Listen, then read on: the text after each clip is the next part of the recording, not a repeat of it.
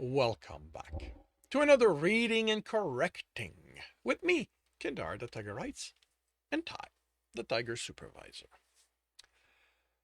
These are where I read a chapter from one of my books and correct it as I go.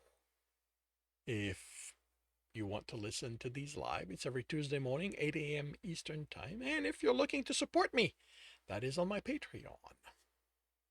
Today we are doing chapter 15 of Fractured Families. Alex spun and cut her clumsy attempts at hitting it. She fought his grip. By her expression, he should be dead. How could you do that to me? How could you do that to me? Do you have any idea how terrifying that was? I thought I saw. You were watching? She fought harder. What are you, some pervert? Why didn't you tell me they were here with you? Because I needed you scared. You think their security would have bought that you'd willingly turn yourself over for multiple death counts? Something flashed on the screen. You haven't seen the charges I concocted to get you out. You'd have willingly signed your life over for slavery rather than come quietly. He cursed and pushed her away. The recognition program he had running had just informed him someone he didn't want to see again had just stepped on the hangar. Stepped into the hangar. Close to the ship. Someone sit her down. I have work to do. Come on, something had to know. Something had to know why he was here. If you think you can just tell me, sit the fuck down. Someone grabbed her and he got to work. Only now noticing the earpiece he'd taken out. It was uncomfortable and it had just been him, but he knew better. Never, ever drop a mask. It had been among the first lessons Tristan had taught him on how to act like someone else. He put it in and brought up the hangar. An older man in uniform was talking with the officer who had escorted Victor and Miranda. Alex sent programs to convince flight control everything was in order. He really should have taken control of the ship. He couldn't afford any delay. What's going on? Miranda was behind him, and he didn't need that distraction either. Well, someone who has no business being here just showed up. Flight control informed him he was good to go. He initiated the takeoff procedure. So long as he did everything the way the system wanted, no living being should get involved. And? Miranda asked. I'm busy. He wanted to snarl. He's talking to your escort. Why was it so slow? Hadn't anyone thought to design a streamlined takeoff procedure for the people like him who were in a hurry? And couldn't she stop? You know what?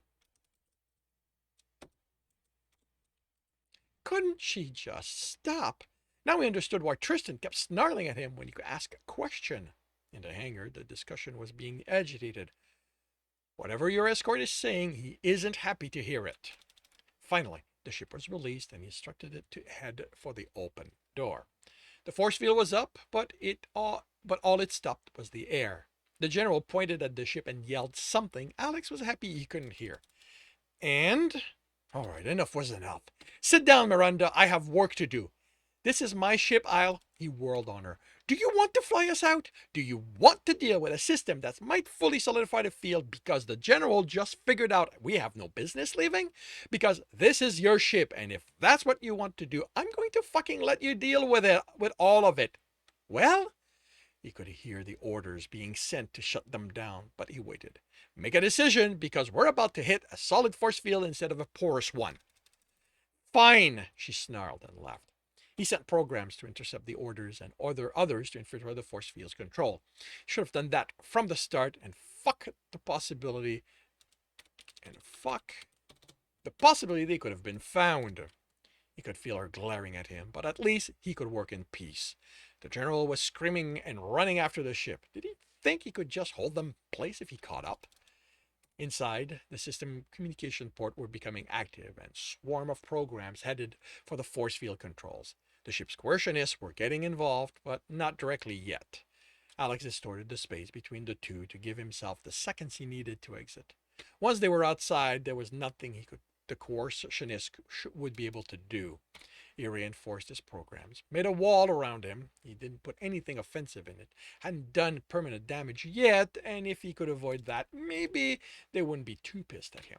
Sure, because stealing an asset was an act of peace. They were outside. He engaged the propulsion system and left his programs to their fate.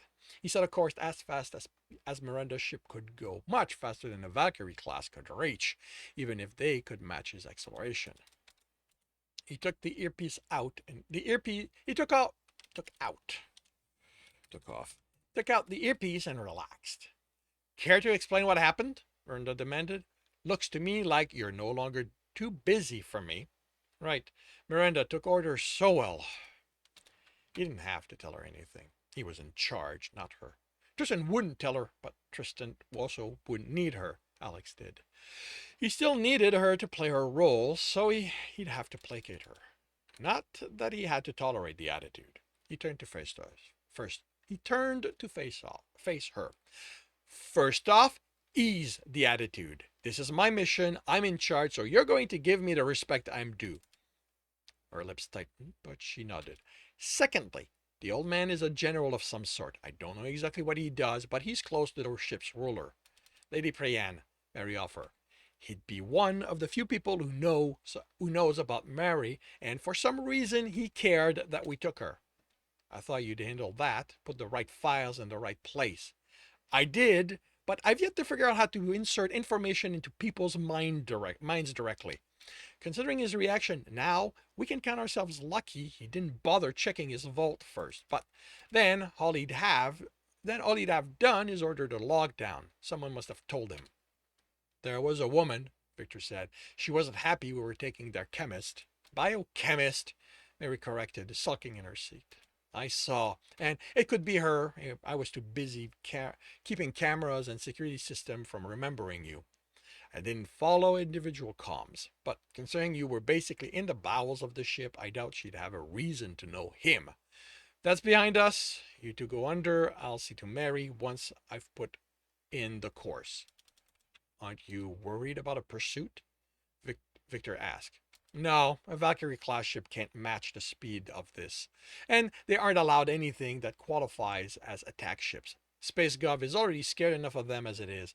So the only ship inside our personal yacht, it's possible one of them can match speed with this, but though it's unlikely they know which yacht can do what speed. No, what we're going to have to worry about are the bounties they'll put on us. Miranda ground her teeth. You're paying for the replacement. Alex grinned. I'm already paying you plenty. You can afford to get a new one. You can afford to get a dozen like this one. If I'd known this was going to happen, I would have thrown an expense clause into our deal. Alex shrugged. She glared at him some more before turning. Come on, lawman, pick a seat and I'll make sure you're properly frozen. Victor sat as the ship stopped vibrating. Alex turned back to the control. The propulsion system was shut down. He looked through the code. How the fuck did they get in here? He sent programs after the coercionist disrupting his propulsion. If you think you can take control of my ship, you are in for a surprise. He found himself on the other side of the system. That shouldn't have happened. The coercionist was too busy to have been able to throw in a distortion. He saw it, the cloak around the second coercionist. Not quite a perfect copy of the code around him. Having seen him, Alex saw the other two coercionists cloaked in the same way. There were 4 coercionists in his system. He cursed himself as he prepared the attack. He'd forgotten this wasn't Tristan's ship. It didn't have any of the extra hardware the Somalian added, a lot of which was to make it harder for a coercionist to get in. It was amazing the number of gates that needed to be traversed to get into anything usable. He'd always added his own security to the communication port on his ships, and the two combined made it virtually impossible for anyone to get in without their permission. Here, it had been barely adequate to slow them down. The thruster were engaging, slowing them down. Did you really think you could steal from me? There was a woman behind him. With a start, Alex was up, facing her, knife in hand. How had she gotten in? He wondered as he took in the details. Older, silver gown, long hair, fuzzy at the edges, translucent. His arts slowed. Couldn't you tell me you have a hologram projector on this thing? Oh, excuse me, Miranda replied, not hiding her anger. I figured you knew what your ship had. Had he said that? Fuck. Well, that was for later. He looked at the holographic woman and decided to be polite. Lady Priyan? She studied him. It's Mr. Crimson, isn't it? Where's your master? Alex raised an eyebrow. Was she trying to provoke him? If she was, tough luck. He isn't here, but he sent me. He leaned against the board. She turned, studied the others. He sent you to my ship to take her? Yes. She locked eyes on him. Where is your master? No, this wasn't her poking him. It was how she saw their relationship. Well, she wasn't wrong. Busy with something else? Do you really want to piss him off? Instead of worried, she became thoughtful. What of our agreement? Alex straightened and cursed himself for reacting. Interesting. He didn't tell you. Tell me, did you run out on him? Is this what this is about? You seek him to break your bond? No. She smiled. I could offer you protection. Alex laughed. Really? You think you could keep him from taking me? My security is vast. Alex shook his head. Look up Luminex, then consider the vastness of your security force if the vastness of your security force means anything. Anyway, I'm not running from him. And yet, this is happening without his approval. How interesting. She said something that didn't transmit, and Alex noticed the thrusters stop. She told her coercionist to stop what they were doing.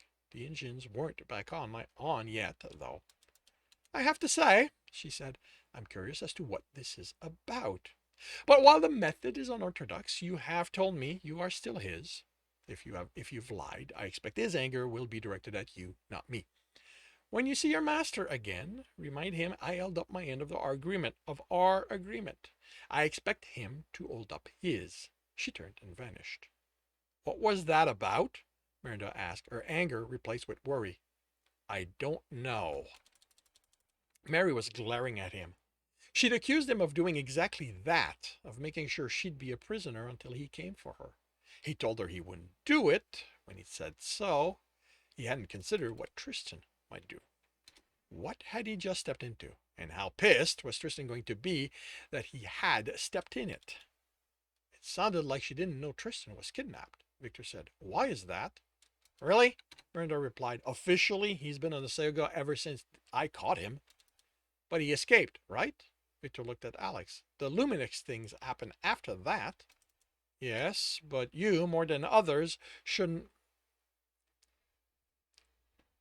But you, more than others, should know that prisons don't advertise escapes unless they have to. Luminex made sure no one described him, so when Miranda returned him to them, they were satisfied no one realized he'd left. Tricked me, you mean? Had there been admiration there?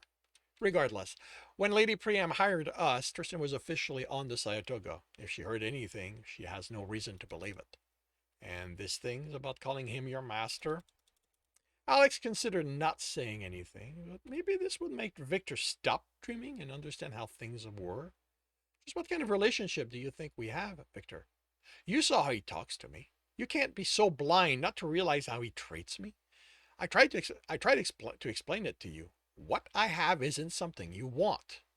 The determination in Victor's eyes told him he wasn't listening. Well, he tried again. Can I ask a question? Mary asked. Sure. If she caught him and brought him to the prison, doesn't that make her his enemy? Do you really want her on the mission? I'm not his enemy, Miranda said. It was just a job. He's a merc. He knows how those things go. Considering how he tricked me, he probably should consider us even. Alex didn't say anything. He'd seen the file Tristan kept on her. She wasn't someone he actively hunted, but he certainly didn't consider them even. He wasn't sure there was such a thing with Tristan. You crossed him once, and he was going to make you pay. It was just a question of time. Miranda would do well to learn that, but from someone else. Okay, this disaster's been avoided. You two go under. I can deal with Mary, Miranda said. I think you terrified her enough already. I'll handle it. I just need to restart everything and set in the course. He got the ship going again, and made sure there were no hidden surprises left over from his unwanted visitors. When when confirmed the system. Once, when he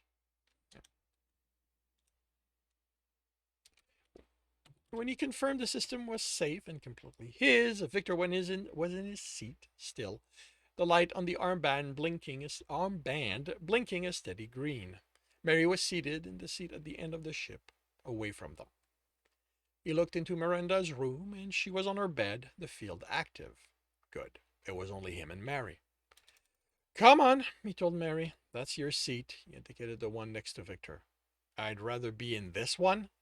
That one doesn't work. We had to cannibalize parts to fix the other two.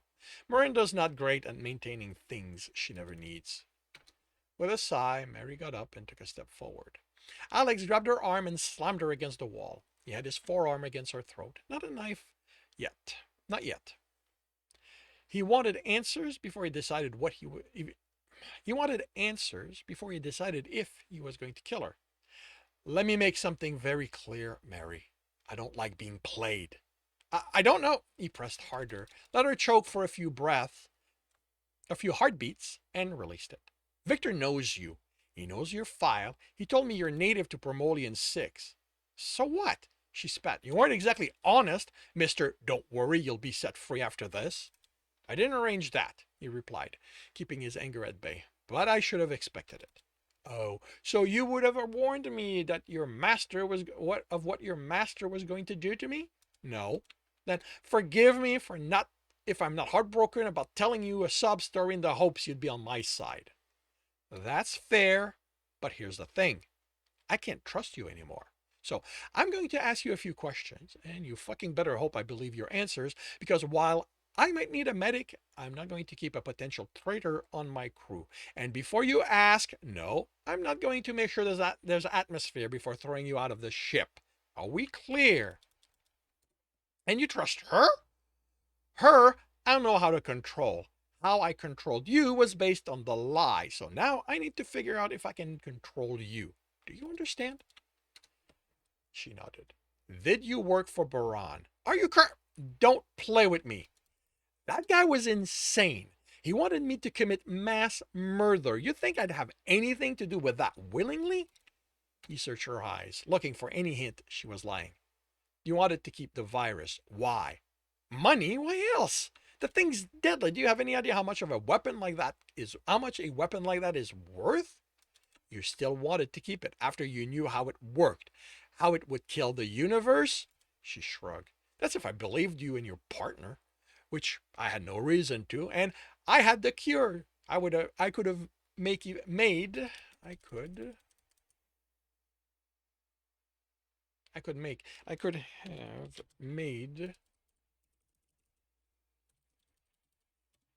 even more profit off that. Money. That's what you want? That's why you did all that? It's what everyone want. You didn't ask for money. I didn't have to. You offered me a brand new identity. Do you have any idea how much that's worth? Even if I kept it, it's a clean slate. No law after me because I screwed up in the process of learning what I needed to know. You have rich clients. Why hasn't one of them given you that? Because needing them gives them a way to control me. That ID gets me free of them too. He let her go. He'd prefer it to be more clear cut, but if that was what he wanted out of life, he'd go back to Luminex. He was reasonably sure she told the truth, so he'd have to be happy with that. I want your word you're going to keep me safe from him. Alex laughed. That's not even on the table. Damn it, that monster told her to keep me for him. I don't want to consider why. And you expect me to be anywhere near him without some promise of protection? You agreed to the job. I can keep you safe for the duration, and I'm confident I can arrange for you to have a head start afterward with an ID I won't tell him anything about. So, it's going to be on you not to be noticed. Really? You're not going to tell him? The guy who beats you and you go back to, Mary, unless you want to fly to Moebius under your own power, shut up. I told you then, what me and Tristan have is something I've accepted. I'm not going to tell him about your ID because he isn't going to have a reason to ask about it.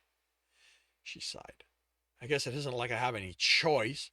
You've said my other option is a walk out of an airlock. I'll take it and make the best of it. Good.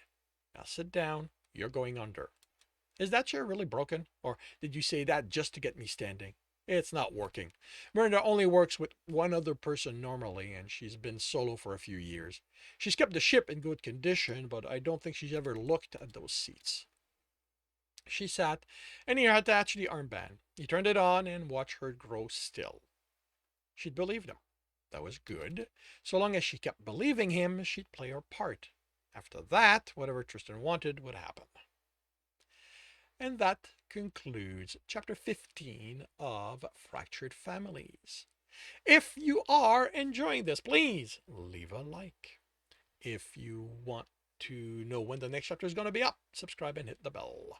If you want to read the whole story as well as the other books in the series, they are available on all major e-retailer. If you want a different way to support me, that is on my Patreon, where you can also get access to just about everything I've written. If you want to listen to these live, it's every Tuesday morning, 8 a.m. Eastern Time on Twitch. The links are in the notes, and with that, I shall wish you a good day.